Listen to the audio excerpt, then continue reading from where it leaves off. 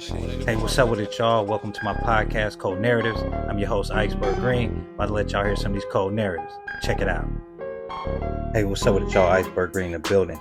Okay, so today I'm going to touch on a topic that not too many people in the media talk about, and that's this opioid crisis and how these pharmaceutical companies, need to be sued and are starting to get sued because they contribute to a lot of this addiction that we see in the streets, and I look at it from a perspective. They talk about people in general, black people as being drug dealers, and that's all we do. But these pharmaceutical companies are way bigger drug dealers than Pablo Escobar or Felix Mitchell or anybody major boss from your city.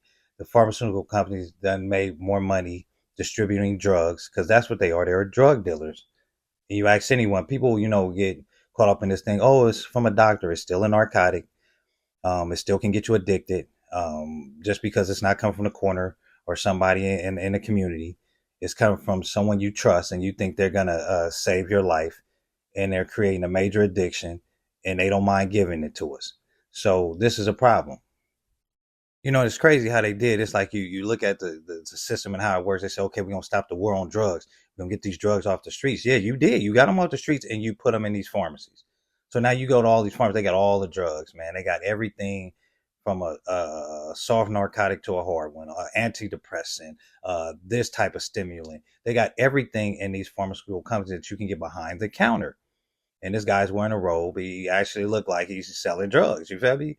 And that's what they do, man. They drug dealers. Okay, so this is CBS News. They covered the story about the settlement against Walgreens.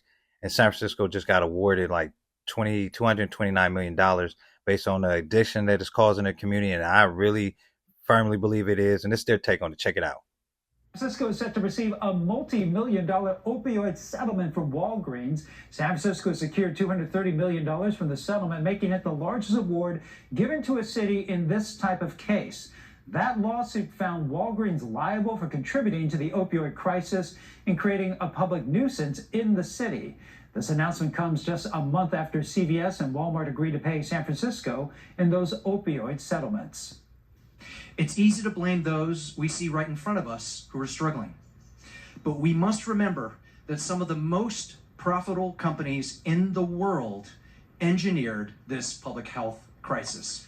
And we reached out to Walgreens for a statement, have yet to hear back from them. And I'm not trying to give people who sell drugs on the streets a pass for doing that. I'm not trying to give that a pass. I'm not doing that at all. What I'm saying is there's a compare and contrast here with these pharmaceutical companies compared to the street level drugs and all that. They are right there neck and neck with the addiction that it's causing, that the harm that it's causing, and, the deaths that it's causing.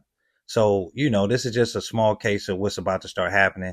San Francisco started, so I hope all the rest of these cities start looking to these pharmaceutical companies and see what they put in these drugs and give it to us black people in the community.